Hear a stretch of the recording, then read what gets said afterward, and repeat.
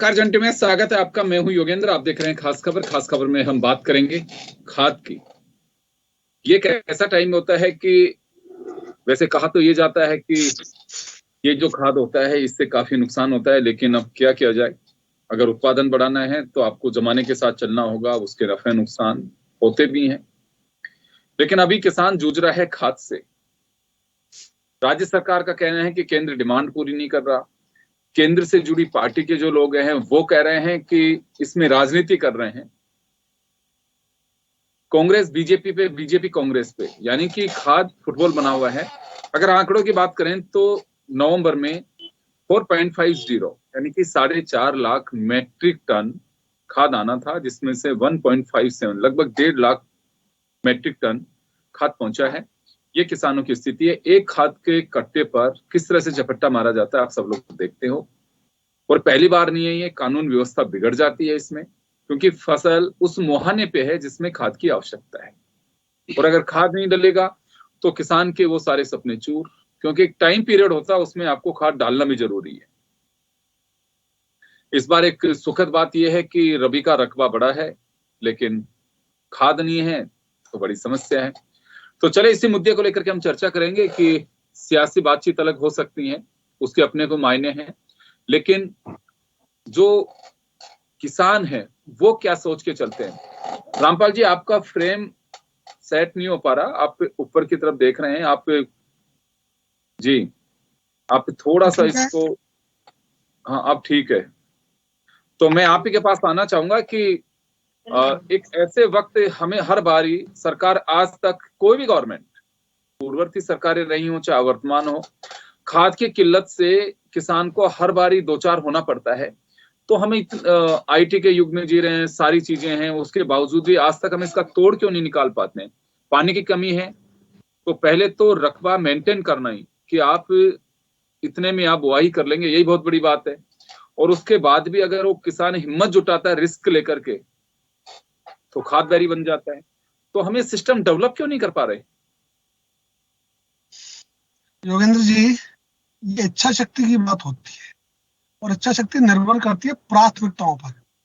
जब सरकार की प्राथमिकता किसान है ही नहीं तो इसको पूरा कैसे करेंगे।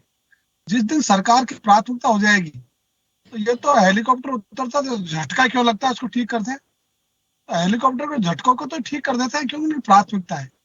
लेकिन खेती, उत्पादन, ये इनके लिए केवल भाषण का विषय है, घोषणाओं का विषय है। इससे ज्यादा इसका कोई अर्थ नहीं है।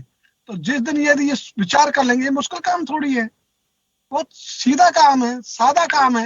हर वर्ष जितने खाद की डिमांड होती है इनके पास है, उसे 1.5 गुना मंगा लो, कभी कोई दिक्कत ही नहीं आएगी। इसलिए आज 9 लाख टन यूरिया का जहां डिमांड थी राजस्थान में, मैंने दिया 4.5 से भी कम, 4.32। ये जो इनकी स्थिति है, तो आप देखो दोनों सरकार है, वहां केंद्र सरकार है जो खाद देती है वो भी नहीं दे रही, और जो राज्य सरकार जिसको पैरवी करनी चाहिए खाद के लिए वो पैरवी नहीं कर रही। तो दोनों ही अपने धर्म का निर्वाह नहीं कर रहे। जिस दिन ये मिलकर धर्म का निर्वाह करने लग जाएंगे उस दिन खाद की कोई दिक्कत नहीं रहेगी। और ये सही बात कही आपने कि हमेशा का यही झगड़ा है। तो किसान जब भी खेती करता है, भाई खुद के लिए तो वो करता ही है, लेकिन देश के लिए भी तो कर रहा है। देश का उत्पादन ही तो है। तो देश के उत्पादन बढ़ाने के लिए हम दुनिया के सामने हाथ नहीं फैलाए, इसके लिए किसान खेती करता है। वो भी सरकारों की प्राथमिकता में नहीं है। दुख की बात है। इसलिए हम तो चाहेंगे कि सरकारें इस विषय को लेकर पहले अपनी इच्छा शक्ति बना ले, फिर प्राथमिकता तय कर ले। और यदि सरकार प्राथमिकता तय कर लेगी तो कहीं कोई भी संकट खाद का आने वाला नहीं है। अब इन्होंने पहले घोषणा की थी केंद्र ने, आपको ध्यान, आपने खूब चलाए हो, तो भाई नीम लेपित यूरिया आ जाएगा तो यूरिया का संकट खत्म। और खूब ढोल बजाए कि देखो हमने यूरिया के लिए लाइन लगती थी, यूरिया के लिए डंडे खाने पड़ते थे, यूरिया के लिए किसानों को अपमानित होना पड़ता था। अब हमने सब बंद कर दिया। आपने बंद कर दिया, लेकिन हम तो 2018 में भी इसके लिए लड़े, 19 में लड़े, 20 में लड़े, 21 में लड़े और 22 में लड़ रहे हैं। तो लगातार मैं ये लड़ाई का क्रम वापस आ रहा हूं सर आपके पास में। मैं ओपी यादव साहब, मैं कुछ फोटोग्राफ्स देख रहा था कि सौभाग्य की बात है कि पिछले दिनों आप जुड़े एक डिबेट में हमारे साथ में, एक में राजेंद्र मीना साहब जुड़े, और आप लोगों ने ये कहा कि नीम कोटेड यूरिया के बाद में हमारे यहाँ पे यूरिया सरप्लस है, पहली बार हिंदुस्तान में ये हुआ है। तो ऐसा क्या हुआ कि अगले साल ये मैकेनिज्म फेल हो गया? ओपी यादव साहब सुन पा रहे हैं मुझे आप? योगेंद्र जी, हाँ योगेंद्र जी, आपकी थोड़ी आवाज कट कट के आ रही है मेरे पास, लेकिन मैं समझ गया आपका जो कहने का जो उद्देश्य है। इसको मैं यदि एक शब्द में पूछना चाहे तो मैं इसको मिसमैनेजमेंट ऑफ राजस्थान गवर्नमेंट कहना चाहूंगा, क्योंकि एक इलाका ऐसा है जहाँ पे यूरिया पर्याप्त मात्रा में और सरप्लस में है, और एक जगह ऐसा है कि लाइन लगी हुई है। दूसरा, सरकार किसान को ये समझाने में नाकामयाब रही, क्योंकि केंद्र सरकार ने एक नैनो यूरिया भी शुरू किया है, लेकिन इसी सीजन से उसकी शुरुआत भी हो गई है, लेकिन वो दुकान पे रखा हुआ है, लेकिन किसान खरीद नहीं रहा। हमारे यहाँ के कृषि अधिकारी, कृषि मंत्रालय को ये सोचना चाहिए कि हम किसानों को इसका उपयोग करना सिखाएं और उसको इसका उपयोग करने की आदत भी डालें, क्योंकि जिस प्रकार से आप देख रहे हो सबसे ज्यादा सब्सिडी खाद के अंदर केंद्र सरकार उपलब्ध करवा रही है। जो 3800 का बैग डीएपी का बिकना चाहिए उसको मात्र 1350 रुपए में उपलब्ध करा रही है। मतलब केंद्र सरकार कितना पैसा किसान के ऊपर खर्च कर रही है, इस बात का एहसास आपके जन टीवी के द्वारा मैं राजस्थान की जनता तक पहुंचाना चाहता हूं, क्योंकि केंद्र सरकार निश्चित रूप से गंभीर है। यूरिया के अंदर भी इसी तरह से सब्सिडी दी जा रही है, लेकिन यहाँ का जो मैनेजमेंट है, जो वितरण प्रणाली है, मैं खुद भी अभी खाद विक्रेता बनाऊं, नया बनाऊं। अभी मैंने कम से कम 4 गाड़ी डीएपी और 4 गाड़ी यूरिया अभी निकाले बहरोड विधानसभा क्षेत्र में। मेरे यहाँ पे तो यूरिया की कोई कमी नहीं है, लेकिन अब ये सरकार ध्यान देवे, सभी जिलों को इसी तरह से समान रूप से वितरण करे। अब हमारे अलवर जिले में लगा देते हैं 5 रैक, कोटा के अंदर एक भी नहीं पहुंचती है। इनका वितरण प्रणाली में खामी है, जिसकी वजह से किसान को ये भुगतना पड़ रहा है। दूसरा, हमारे किसान को भी थोड़ा सा सब्र रखना चाहिए। उसको जरूरत है 2 बैग की, लेकिन वो ले जाता है 5 बैग। अब जो वितरण एजेंसियां हैं, जैसे मैंने कंट्रोल किया कि भैया 3 बैग से ज्यादा नहीं दूंगा एक आधार कार्ड के ऊपर।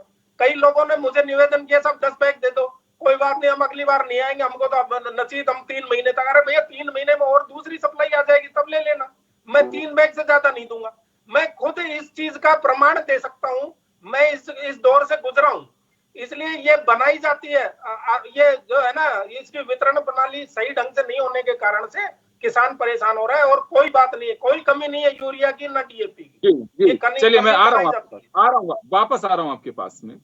प्रतिष्ठा जी, देखिए आपका सॉल्यूशन इस डिबेट में भी हो सकता है। आप मुख्यमंत्री जी तक बात पहुंचाइए कि जो लोग मैनेजमेंट को ठीक से कर रहे हैं, ओपी यादव जी या कोई और दूसरे वितरक होंगे, उनसे कुछ सलाह मशवरा करें, विभाग के अधिकारी करें। इनका आरोप है कि मिसमैनेजमेंट है, इसके कारण सारी स्थितियां गड़बड़ है।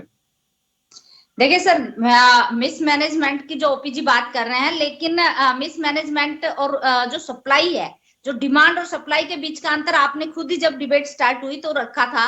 और जब सप्लाई नहीं हो रही तो उसका मैनेजमेंट तो तभी होगा ना कि जब जितनी आवश्यकता है। एक तो रकबा बढ़ गया, रकबा बढ़ने के बाद जो सरकार ने डिमांड की थी, ना अक्टूबर की डिमांड पूरी हुई, ना नवंबर की डिमांड पूरी हुई, तो जो मटेरियल है ही नहीं तो उसको किस तरह से वितरित किया जाएगा। उसमें जो अभी 2-2 कट्टे का, जैसे आज मैं पेपर में पढ़ रही थी, भास्कर के अंदर भी आया कि 2-2 कट्टे दिए जा रहे हैं। तो ये मैनेजमेंट ही तो है ना कि चलो सबको जितना है उतने में सबको दिया जाए, तो वो चीजें भी फिर हो रही है। और किसान को आवश्यकता आज है, ये सरकार को पहले से दिया हुआ है, डिमांड नोटिस भी दिया हुआ है, और सबको पता है कि किसान को अक्टूबर और नवंबर में ही सबसे ज्यादा खाद की आवश्यकता होती है। क्योंकि मेरे ख्याल से कहीं ना कहीं हर कोई किसान परिवार से जुड़ा होता है। किसान परिवार छोटा नहीं होता, बहुत बड़ा होता है। और मैं तो खुद एक किसान हूँ और खुद इस चीज को झेल भी रहे हैं, इसकी किल्लत को भी, कि हम भी लगातार मेरे ख्याल 15 दिन से हम प्रयास कर रहे हैं, लेकिन खाद की आपूर्ति अभी नहीं हो पा रही है। तो ये लगभग हर जिले की है। और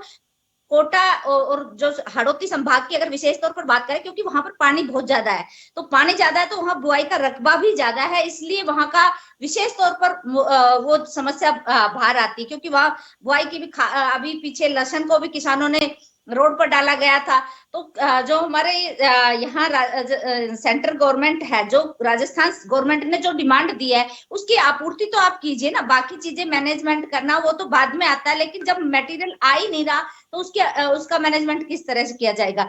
जो यहाँ के किसान का हक था वो आप चुनावी राज्यों वाले किसानों को दे रहे हैं। और राजस्थान में मतलब एक नहीं, जैसे कि हमारे किसान साथी पहले बोल रहे थे कि हर साल या 2018 में भी किल्लत थी, 19 में भी किल्लत थी, 21 में भी किल्लत थी, 20 में भी किल्लत थी, अभी भी किल्लत है।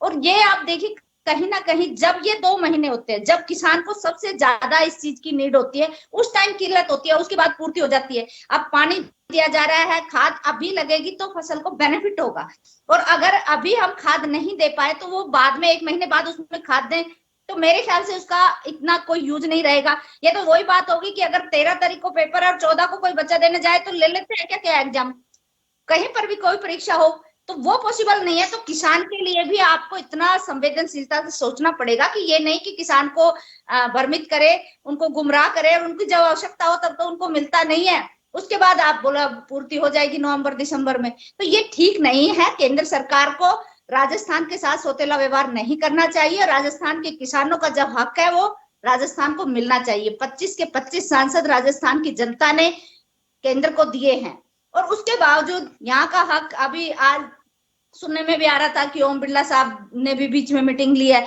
लेकिन ये पहले कहाँ थे। अब देखिए किसान इतने परेशान हो रहे हैं, ये मीटिंग आप 1 महीना पहले भी लेके इस चीज को शॉर्ट आउट कर सकते थे, लेकिन अभी भी हो जाए तो बहुत अच्छी बात है, हम तो ये मानते हैं। लेकिन इसको अगर हम समय से पहले अगर इसको करें, जो हमारे सांसद महोदय हैं, जो राजस्थान का हक दिलाने की बात जब आती है तो उनको पहले राजस्थान के बारे में सोचना चाहिए। ये मैं केंद्र से निवेदन करती हूँ कि जो केंद्र का राजस्थान का राइट है। लौट रहा हूँ रामपाल जी, हम एक चीज तो तय है कि कहीं ना कहीं मिसमैनेजमेंट तो है, इच्छा शक्ति तो खैर चले आप कह रहे हैं, लेकिन मिसमैनेजमेंट में इसे जैसे कह रहा हूं कि ओपी यादव साहब कह रहे हैं कि यहाँ पे किसी क्षेत्र में 1 कट्टे का बना दिया प्रोसीजर, किसी में 5 दे रहे हैं, किसी में ओपन कर दिया, कहीं सरप्लस है तो कहीं किल्लत है। और प्रतिष्ठा जी कह रही हैं कि ऊपर से खाद ही नहीं भेजा तो इसमें मैकेनिज्म की बात ही नहीं है। आपको क्या लगता है, क्या वास्तव में इसमें आप लोग इतने लंबे समय से किसानों के लिए काम कर रहे हैं, ये अभी जैसे बता रहे हैं ओपी यादव साहब कि नैनो यूरिया जो आया है उसको लेकर के किसान अभी भी अनभिज्ञ है, जागरूक नहीं है, तो गवर्नमेंट का तो साफ कहना है कि इनोवेशन हमने बहुत सारे किए हैं, नए खाद भी लेकर के आ रहे हैं, लेकिन किसान नहीं लेना चाह रहा है। योगेंद्र जी, हिंदुस्तान में ऐसा किसान कोई नहीं हो सकता कि उसको समय पर खाद की आवश्यकता और वो लेना नहीं चाहता। वो लेना तो चाहता है, तभी तो लाइन में खड़ा है, डंडे खा रहा है, अपमान हो रहा है, उसका धक्के मुक्की खा रहा है, गाली गलौज सुन रहा है पुलिस वालों की। और इतना ही नहीं, अलवर के पड़ोस में दौसा का एक व्यक्ति तो 3 जगह गया, मोटरसाइकिल से एक्सीडेंट होकर मर गया बेचारा। क्या बात करते हो, एक एक कट्टे के लिए अभी चारों तरफ त्राहिमाम है। बात छोड़ दो, मैं बात नहीं कर रहा, मैं कर रहा हूँ जनरल रूल की बात। कि जनरल रूल के अनुसार आज पूरे राजस्थान में मिसमैनेजमेंट, लैक ऑफ मैनेजमेंट, लेकिन ये जो है ना सारी चीजें अब शुरू होती है जब खाद आ जाए। लेकिन जब खाद आया ही नहीं तो मैंने बताया कि 9 लाख टन की डिमांड और 4,32,000 टन वो यूरिया आया, आधा यूरिया आया, तो आधे यूरिया में मैनेजमेंट है ना आपका मिस हो या बात की बात है। पहले ये तो बताओ, केंद्र सरकार को जितना देना था वो नहीं दिया। और यदि इसकी बात करें नैनो यूरिया की, तो नैनो यूरिया की एक बोतल में 20 ग्राम यूरिया होता है और उसमें कुछ ग्राम जो है ना वो नाइट्रोजन होती है। मुख्य तत्व पैदा करने का, पैदा बढ़ाने का नाइट्रोजन है। एक कट्टे में 45 जो किलो का है उसमें 25 किलो नाइट्रोजन है। तो आप 25 किलो के मुकाबले में 1 किलो भी नाइट्रोजन नहीं है वहां, तो पैदा कैसे बढ़ेगी। और जिन्होंने प्रयोग किया किसानों ने, कई साल नैनो यूरिया का 7.5 कुंटल पैदा एक ही किसान के घटी। आप पैदा घटने के लिए कौन क्यों जाएगा। यदि नैनो में ऐसा चमत्कार होता तो जैसे यूरिया की लाइन है, डीएपी की लाइन है, उसके लिए लाइन करने लग जाती। इसलिए समझा नहीं पाए, समझाता तो खेत है हमारा, यदि खेत में पैदा हो गई तो किसी को समझाने की जरूरत नहीं। ये भाषणों का विषय नहीं, ये प्रदर्शन का विषय है। इसलिए हम तो यही कहते हैं कि सरकार को नैनो यूरिया देना था, 3 परीक्षण होने थे, 2 परीक्षण के बाद उसको जारी कर दिया, फील्ड में प्रदर्शन किए नहीं। तो आप फील्ड में प्रदर्शन करो ना भाई, यदि वो अच्छा होगा तो लोग अपना आप ही ले लेंगे। इसलिए लेने का नहीं लेने का कोई विषय नहीं है, विषय यह है जितना खाद की मात्रा राजस्थान को केंद्र से प्राप्त होनी चाहिए थी वो प्राप्त नहीं हो रही, उसकी आधी प्राप्त हुई है, तो क्राइसिस तो होगा ही। इसलिए ये जो संकट है, ये तो जब डिमांड ज्यादा हो, आपूर्ति कम हो, तो हमेशा संकट होता है। और यही राजस्थान के साथ ये जो व्यवहार है ये चुभने वाला है और ये लोगों को अखरने वाला है। इसलिए आज किसान भटक रहा है, डंडे खा रहा है, धक्के खा रहा है, गाली गलौज सुन रहा है, अपमानित हो रहा है। किसके लिए? खुद के लिए तो है ही, लेकिन देश के लिए भी, क्योंकि देश को चाहिए ना उत्पादन। तो उत्पादन बढ़ेगा तो देश हमारा कटोरा तो लेकर नहीं घूमेगा। तो हम कटोरा लेकर नहीं घूमे, इसके लिए उत्पादन बढ़े, इसकी दृष्टि से यूरिया, डीएपी दोनों खादों की जो आवश्यकता है, अभी डीएपी की जरूरत थी बुवाई के समय, अब गेहूं की बुवाई शुरू हो गई, चने की शुरू हो गई, अब वो बुवाई के लिए डीएपी चाहिए ना। अब आपकी मात्रा याद है, कहां से डीएपी दोगे आप? इसी ढंग से यूरिया जब बुवाई के बाद में वो सिंचाई की बात आ जाती है, पिलाई की, उस समय यूरिया चाहिए। तो जब 15-20 दिन के बाद में आवश्यकता होती है फसल को, तो उसी समय चाहिए यूरिया। तो उसके बाद कोई लेना देना नहीं। अभी क्या लग रहा है आपको? अभी ये जो बयानबाजी चल रही है हमारे यहाँ पे, एक दूसरे के पाले में, दूसरे तीसरे उसके पाले में, इससे सॉल्यूशन नहीं होगा। ये आप सही कह रहे हो योगेंद्र जी। इसलिए सॉल्यूशन तो होगा जिनके हाथ में प्रबंधन है वो करे, जिनके हाथ में वितरण का काम है वो वितरण करे, पूरा कोटा भेजे। फिर राज्य सरकार का हमने कहा है कि राज्य सरकार यहाँ किसानों की पैरवी करने में कमजोर सिद्ध हुई है। यदि ये भी पैरवी करती ढंग से तो राजस्थान को खाद मिलता। इसलिए पैरवी ही नहीं करें, इनका ध्यान अभी इन पे नहीं है, किसानों पर। इनका ध्यान तो दूसरी जगह, कोई तो राज लाने में लग रहा है, कोई राज को पकड़ के बैठा है, कोई राज में आना चाह रहा है। ये जो झगड़े हैं, इस कारण से सरकारों के जो अधिकारी हैं उनकी तो छोड़ो, जो नेता उनकी प्राथमिकता बदल जाती है, उनकी प्राथमिकता बदल जाती है तो नुकसान ही होता है। इसलिए मैंने 2 सुझाव दिए। योगेंद्र जी, आपने बहुत बढ़िया विषय लिया है आज, इसके लिए तो आपको धन्यवाद। पहला, वितरण केंद्र से पूरा हो, और हमने तो ये भी कहा है होना तो ये चाहिए था दूरदर्शिता के नाते। इस बार सितंबर में, अक्टूबर में बरसात हुई, बरसात होने से खरीफ की फसलें खराब हुई, उन सब में लोगों ने सरसों बोई। अब सरसों बोई तो डिमांड ज्यादा होगी ना, तो दिसंबर का जो डिमांड का खाद था वो आ जाना चाहिए था नवंबर में। और वो तो छोड़ो, अभी तो अक्टूबर का भी पूरा नहीं है और नवंबर का भी पूरा नहीं है। तो अब ये समय जाने वाला है, जाते समय में अभी भी यदि ये कर सके इस प्रबंधन को तो अच्छी बात है। तो हम तो चाहेंगे सब मिलके, दोनों सरकारें मिलके किसान के लिए विचार करें। ये जो चुनाव लड़ते हैं, ये जब बिल लाते हैं विधानसभा में, लोकसभा में, और अपना वेतन भत्तों के लाते हैं, तो दोनों दल कैसे मिलकर ताड़ी बजाते हैं भाई। योगेंद्र जी, ऐसे मिलकर ताड़ी बजा दो यार, हमारे लिए भी, देश के लिए बजा दो, किसानों के लिए बजा दो। तो मिलकर बजाते हैं, क्यों आरोप प्रत्यारोप कर रहे हो? जी, ओपी यादव साहब, सुना आपने? नैनो योगेंद्र जी मैंने सुन लिया। नैनो यूरिया अभी आया है, कोई 1-2 साल नहीं हो गए कि इसको किसान ने आजमा लिया। मैं ये कह रहा हूँ किसान तक तो पहुंचा ही नहीं है। हमने हमारी दुकान में रखा है तो किसान को हमने बोला, मैंने कहा यार यूरिया के साथ में ये भी ले जाओ, तो देखो और भाई साहब कोई पता नहीं क्या भरोसा। अरे मैंने कहा तुम्हारा 500 ग्राम में ही काम हो जाएगा। तो इसलिए उसको समझाने के लिए सरकार के जो नुमाइंदे हैं, सरकार के जो कृषि विभाग के जो विशेषज्ञ हैं, उनको जाकर के किसानों को समझाइश करनी पड़ेगी। उसके बाद में उसका उपयोग करेंगे। रामलाल जी, वो क्या नाम, रामपाल जी जो बात कह रहे हैं वो ठीक है, लेकिन किसान के बीच में हम जाएंगे कोई प्रोडक्ट लेकर के, तभी तो उसको पता लगेगा कि भाई इसके क्या उपयोगिता है। इसलिए हमें फर्टिलाइजर को, वैसे तो सही मायने में पूछा जाए तो फर्टिलाइजर का उपयोग ही कम होना चाहिए, क्योंकि जिस प्रकार से कैंसर ट्रेन पंजाब से चली वो इसका खाद की और पेस्टिसाइड की वजह से तो चली है। इसलिए किसान को जागरूक करना, उनके बीच में इस तरह के सेशन रखना, इस तरह की ट्रेनिंग प्रोग्राम रखना, वो राज्य सरकार का काम है कि भैया 1 बैग की जरूरत है, आप 2 बैग क्यों डाल रहे हैं इसके अंदर। उसके मिट्टी की जांच करने का काम राज्य सरकार करेगा। हमारी मिट्टी में कितना यूरिया चाहिए, कितना नाइट्रोजन चाहिए, हमारे यहाँ पे यादव साहब एक बात जानना चाहूंगा। राजस्थान सरकार ने डिमांड दे रखी है लेकिन पूर्ति नहीं कर रहे, फिर भी राजस्थान सरकार डिमांड ही दे सकती है। यहाँ से कृषि विभाग के जो अधिकारी हैं वो दिल्ली जाकर भी डिमांड रख चुके हैं और उसके बाद नहीं हो रही है। फिर राजस्थान रख चुके हैं। आपकी बात सही है, लेकिन क्या है कि हमें और प्रयास करने की जरूरत है। किसानों के बीच में हम जाएंगे, उनको नया इनोवेशन बताएंगे। अब नैनो यूरिया कोई किसान लेने को तैयार नहीं है। मैं खुद खाद विक्रेता बैठा हूँ आपके सामने, कह रहे थे कि इसके खाद विक्रेता बैठा हूँ। आप कृषि से संबंधित है तो मेरी आप विनती सुनिए। मेरा एक 500 बैग का एक डब्बा नहीं बिका मेरा नैनो यूरिया का, क्योंकि जागरूकता नहीं है। एक किसान तो आपसे ले गए होंगे नैनो यूरिया, क्योंकि आपने बेहतर तरीके से समझाया। नहीं लेके गया।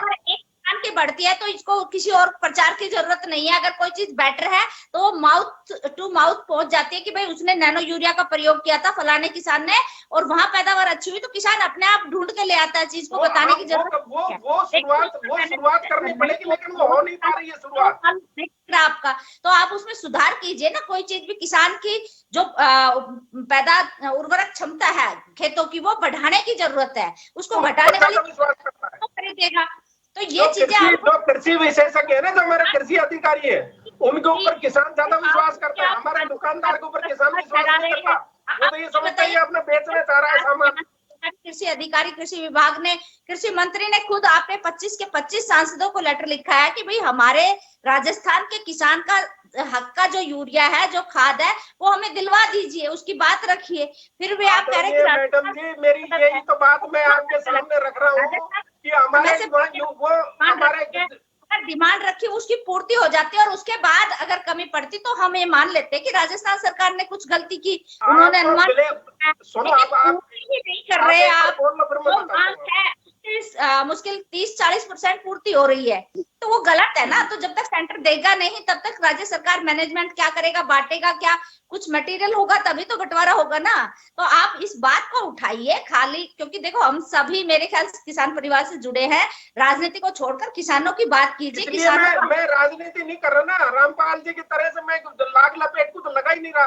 रामपाल जी तो सारा मिर्च मसाला लगा चुके, लेकिन मैं वो चीज नहीं कर रहा ना। मैं यही कह रहा हूँ, आप बताइए क्या मसाला कह रहा हूँ कि आप जो है ना राज्य सरकार से और आप इनसे अनुरोध करके अपने जो खाली पद है ना, जो कृषि पर्यवेक्षकों के, वो भरवाने का प्रयास करें, क्योंकि हमारे यहाँ कृषि पर्यवेक्षक है ही नहीं वहाँ पे जो किसान समझाए ये बात। राज्य सरकार ने जो यूरिया की डिमांड की थी उसकी पूर्ति के लिए आप बात कीजिए। आज हम किसान के इस मुद्दे पर बैठे हैं, कांग्रेस क्या कर रही है, बीजेपी क्या कर रही है, इस पर नहीं, केवल किसान की पूर्ति। और क्यों नहीं हुई ये भी होना चाहिए ना भाई। अक्टूबर में राज्य सरकार ने आपको आप एक ही बात पूछिए सरकार से कि क्या राजस्थान सरकार ने डिमांड दी तो उसकी पूर्ति क्यों नहीं हुई, और नहीं दी तो वो चीजें आप तथ्य रखिए कि भाई राजस्थान सरकार इसमें झूठ बोल रही है, यहाँ से अधिकारी नहीं गए, यहाँ के कृषि मंत्री ने नहीं लिखा, यहाँ के से डिमांड नहीं भेजा गया। तो वो चीज तो आप इस दो तथ्यों पर बात करें हम, तो मेरे ख्याल से किसानों की बात बेहतर तरीके से हम कर पाए। उसका जवाब मैं पहले वाली बाइट में इसका जवाब मैं आपको दे चुका। किसी क्षेत्र में तो पर्याप्त यूरिया है और किसी क्षेत्र में उसमें माइनस में प्राप्ति नहीं हो रहा किसान को, वो भी आप लोग देखते हो। भाई किसी क्षेत्र में तो पर्याप्त यूरिया है और किसी क्षेत्र में पहुंचा ही नहीं है। किसी क्षेत्र में रैक 2 दिन में लग जाती है, किसी में 10-15 दिन में नहीं लगती। बैठे हैं और मैंने स्टार्टिंग में बताया कि मैं खुद मेरे ख्याल 15 दिन से हम प्रयासरत है, हमें यूरिया अभी तक अवेलेबल नहीं हुआ है। मैं आपको जिले की बता सकता हूँ, अभी यूरिया हमारा 20 दिन पहले यूरिया आया था। जहाँ थोड़ा यहाँ का किसान बाहर से खरीद के यूज कर रहा है तो लाइन नहीं लगी हुई है, बस इतनी सी बात है।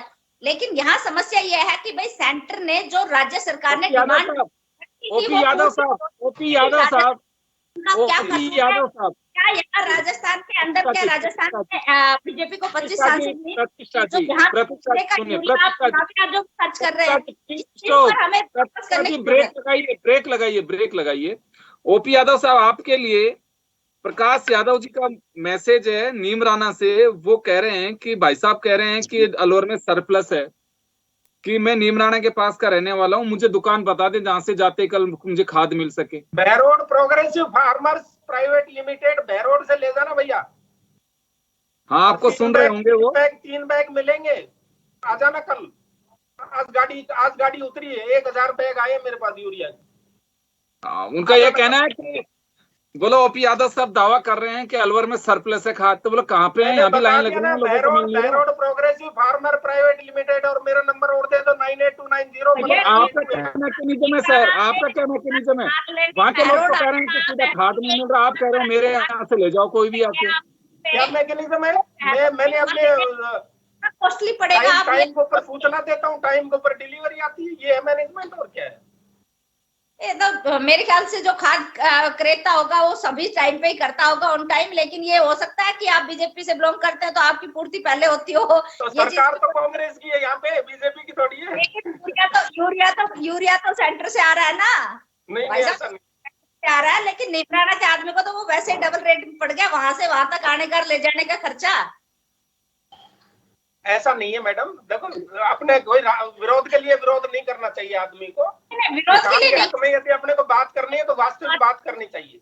कुछ मिसमैनेजमेंट तो है, कुछ मिसमैनेजमेंट तो है। आपको आप चाहे ना माने, सरकार बदलती रहती है, अधिकारी आप लोग वही रहते हो, लेकिन मैं सरकार के प्रति जिम्मेदारी डाल रहा हूँ कि उसका मिसमैनेजमेंट है। अब चाहे उसके कृषि मंत्रालय का मिसमैनेजमेंट हो, चाहे कृषि मंत्री का हो, मिसमैनेजमेंट जरूर है, इसमें कोई शक नहीं है। मतलब आप कहना चाह रहे राजस्थान के पार्ट पे कमजोरी है? बिल्कुल बिल्कुल, राजस्थान सरकार का फेलियर मानता हूं मैं। राजस्थान सरकार ठीक से इसको मॉनिटर नहीं कर पा रही है, सप्लाई पर्याप्त मात्रा में। अब ये भी चीज कहीं ना कहीं रामपाल जी समय कम है, ये ऐसे आरोप प्रत्यारोप से एंडलेस है, एक दूसरे पर आरोप लगाते रहेंगे। अब आपके हिसाब से मैं 20 सेकंड में चाहूंगा कि वास्तव में किसानों के लिए होना क्या चाहिए, क्योंकि ये वक्त ऐसा है कि अभी अगर खाद नहीं मिला उसको और कुछ दिन तो बड़ी दिक्कत होगी। योगेंद्र जी, सबसे पहले होना चाहिए जो अक्टूबर और नवंबर की डिमांड है वो सबसे पहले उसकी आपूर्ति हो, और जो दिसंबर की डिमांड है उसको तत्काल प्राप्त किया जाए। तो वो यदि भेजेंगे तो ये प्राप्त करेंगे, इसलिए भेजने का जिनका काम है, ज्यादा ड्यूटी उनके कंधों पर है, इसलिए वो भेजन ना। कौन मना करेगा? आज यूरिया की, डीएपी की सब तैयार बैठे हैं, और यूरिया के समय वनिंग इशू है, इसलिए पूरे राजस्थान में जब यूरिया आया ही डिमांड से आधा है, तो आधा यूरिया आने पे पूरे राजस्थान में आपूर्ति कैसे होगी? इसलिए ये जो डिमांड है उसको पूरी करें। दिसंबर की डिमांड अभी तत्काल यहाँ भेजे हैं, जिससे यूरिया का संकट ये नहीं रहे। ये केवल ढोल बजाना, इसको बंद करें, इसकी आवश्यकता नहीं। आरोप प्रत्यारोप तो बाकी जगह कर लेना, लेकिन ये जो है ये किसानों की नीड है, देश की नीड है।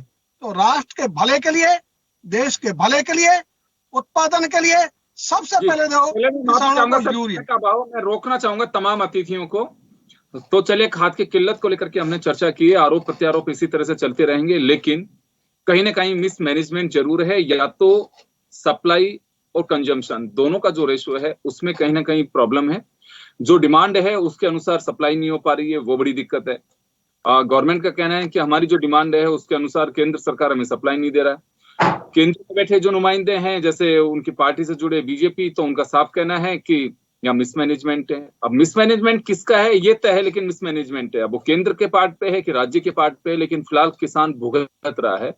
कोशिश करनी चाहिए, क्योंकि किसान जब खेत में फसल होगी तो ही तो वो हमारे प्रोडक्शन को पूरा कर पाएगा, और जो हमें कंज्यूम करने के लिए चाहिए, हमें जो उपभोग के लिए जो फसल चाहिए वो तभी पैदा होगी जब उसको उसकी जरूरतें हम पहले पूरी करेंगे। चलिए, बहुत बहुत शुक्रिया तमाम अतिथियों का। खास खबर में इतना ही, दीजिए इजाजत, नमस्कार।